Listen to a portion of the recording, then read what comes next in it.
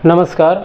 मैं आप लोगों के सामने फिर से उपस्थित हूँ एक छोटे से टॉपिक के साथ, जो कि आपको बोर्ड पर दिख रहा होगा। मैंने 4 नामों का जिक्र किया है और उसके नीचे कुछ मैंने पंक्तियाँ लिखी हुई हैं।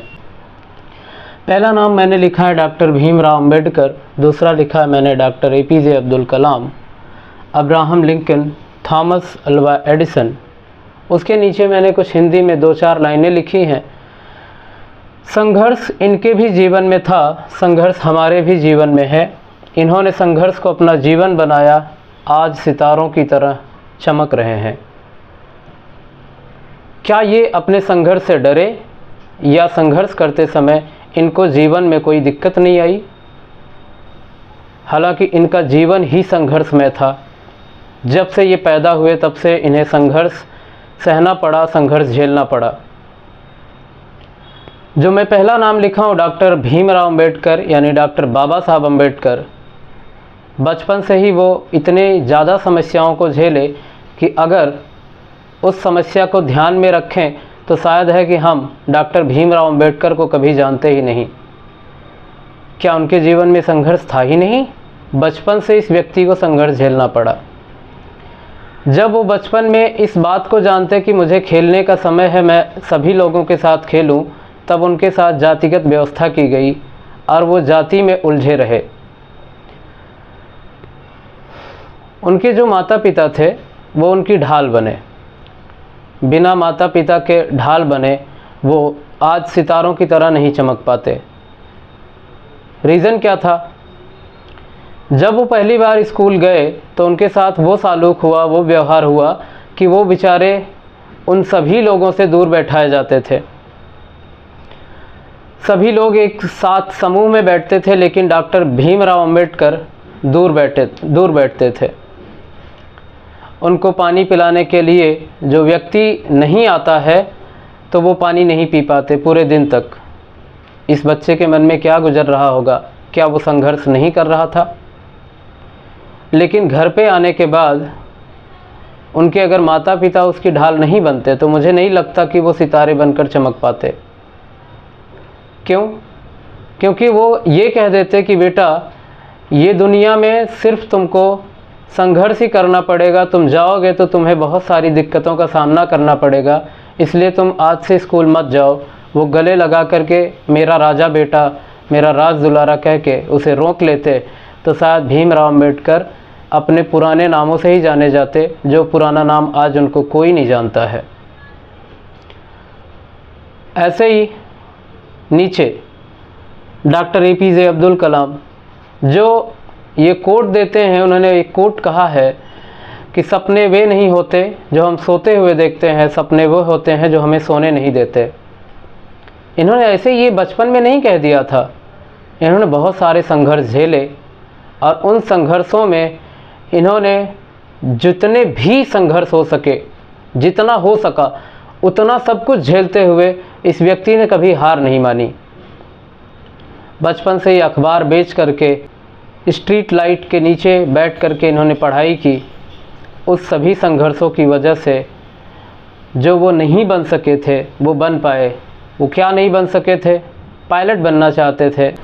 उन्होंने इंजीनियरिंग की थी, लेकिन इंजीनियरिंग करने के बाद भी वो जब पायलट बनने के लिए गए तो शायद किसी फिजिकल स्टेट की वजह से उनको वहाँ से निकाल दिया गया। बट वो अपना संघर्ष, अपना लाइफ में जो स्ट्रगल था उसे करना नहीं भूले।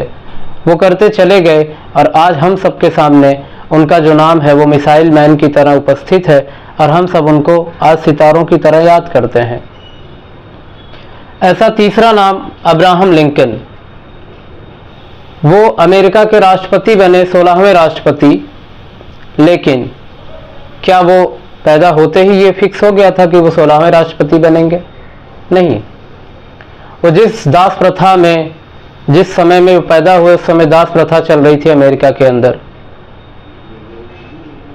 वो इतना संघर्ष किए, उन सभी असफलताओं में वो इतने उलझे रहे, उन सभी दिक्कतों का सामना किया जो हम सब एक बार 2 बार उन दिक्कतों का सामना करने के बाद हम पीछे मुड़कर देखने लगते हैं कि शायद ये मेरे लिए नहीं बना। लेकिन अब्राहम लिंकन नहीं हारे। उनके मन में ये था कि मैं इस दास प्रथा को खत्म करूंगा चाहे जैसे। उनका यह संघर्ष आज हम सबको ये बताता है कि उन्होंने जो संघर्ष किए उसका क्या इफेक्ट पड़ा अमेरिका के अंदर। थॉमस अल्वा एडिसन, जिस प्रकाश में मैं आप लोगों के सामने उपस्थित हो करके या हम सब अपने सभी दिनचर्या में उस प्रकाश के अंदर रह करके अपने सारे काम को करते हैं, वो किसकी देन है? थॉमस अल्वा एडिसन की। जब ये स्कूल गए, स्कूल जाने के बाद इनकी टीचर ने इन्हें कहा कि ये पढ़ नहीं सकते। इनकी माँ इन्हें घर लेकर वापस आई, लेकिन उन्होंने ये नहीं कहा कि बेटा तुम इस लायक नहीं हो। उन्होंने ये कहा कि बेटा आप ऐसे बुद्धिमान हो कि आपको टीचर नहीं पढ़ा सकती, इतने ज्यादा बुद्धिमान हो आप। उन्होंने एक चिंगारी जलाई, किसके अंदर? थॉमस अल्वा एडिसन के अंदर। वो चिंगारी ये थी कि आप बहुत बुद्धिमान हो। लेकिन हम सब लोग क्या करते हैं? एक पेरेंट्स हो करके भी हम अपने बच्चों का कंपैरिजन करते हैं कि आप उनके जैसे क्यों नहीं। कंपैरिजन कीजिए, कोई दिक्कत नहीं है, लेकिन बच्चे को हर बार इतना कंपेयर मत कीजिए कि वो डिमोटिवेट हो जाए, उसे ये लगने लगे कि मैं किसी लायक नहीं हूं।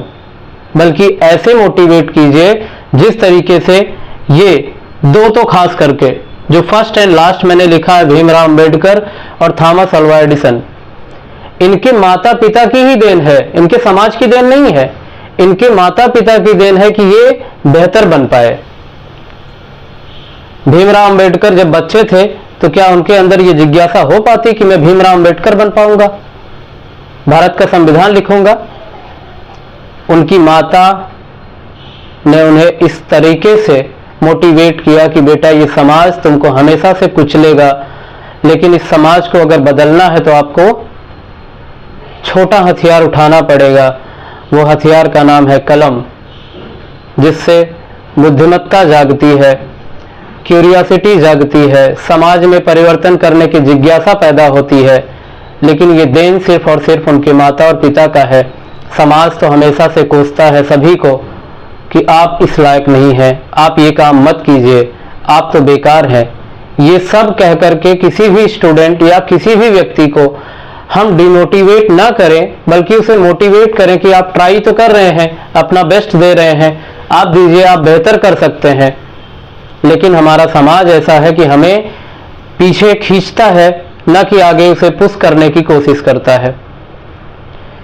मैं यही इसलिए इस सभी टॉपिक को कवर कर रहा हूं, इन सभी नामों को मैंने लिखा है ताकि हम सब जिस समाज में हैं वो समाज के सभी लोग किसी को आगे बढ़ने में मदद करें, न कि उसे पीछे धकेलने में।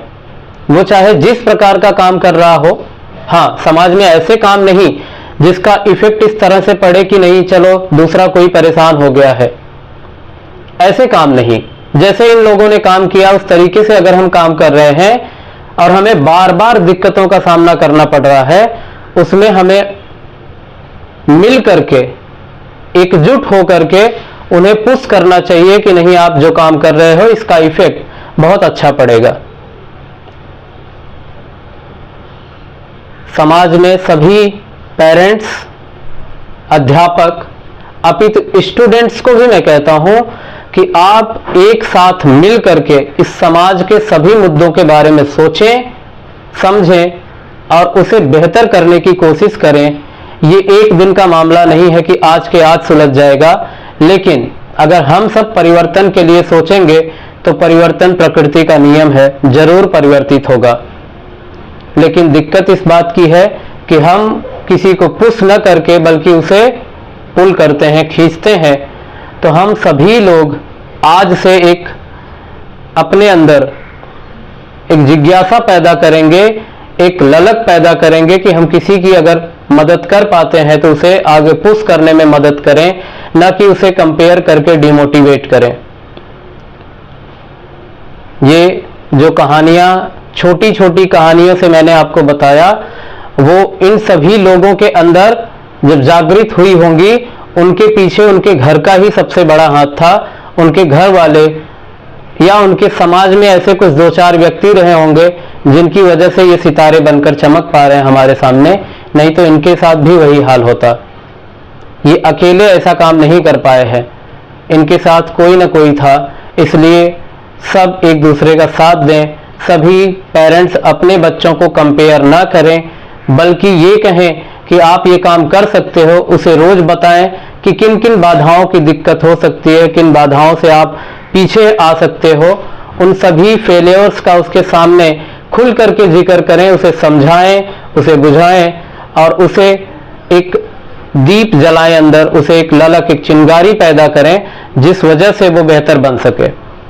इसलिए नीचे की जो पंक्ति है वो हमेशा में ध्यान रहे कि अगर चमकना है तो संघर्ष तो करना पड़ेगा। मेरी सभी बातें अच्छी लगी हो तो मेरे चैनल को सब्सक्राइब करें, लाइक करें और शेयर करें। धन्यवाद।